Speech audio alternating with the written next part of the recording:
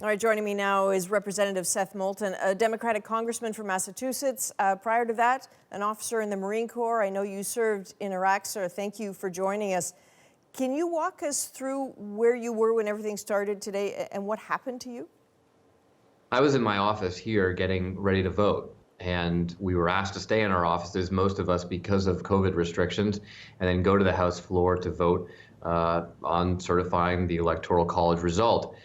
But of course, that never happened because everyone on the House floor and those of us in our offices were rounded up by the Capitol Police.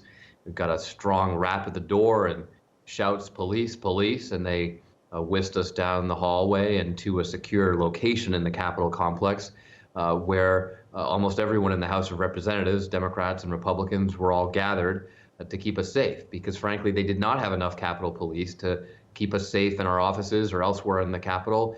The whole Capitol complex was not secure.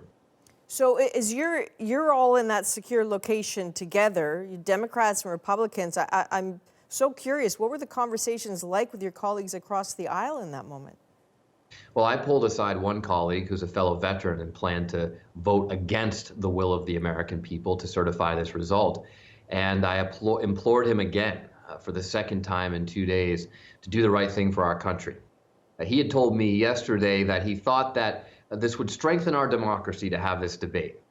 Well, I asked him today, how can he possibly see what he is doing, what his colleagues and himself who question this result in the United States Congress are inciting and inspiring amongst the terrorists outside, how that strengthens our democracy.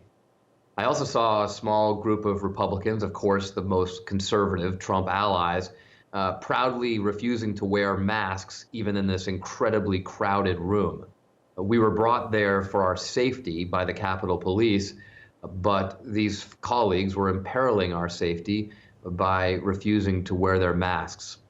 I took out my phone to snap a picture of them, and suddenly one of them, this new freshman from Illinois, verbally assaulted me, got right in my face.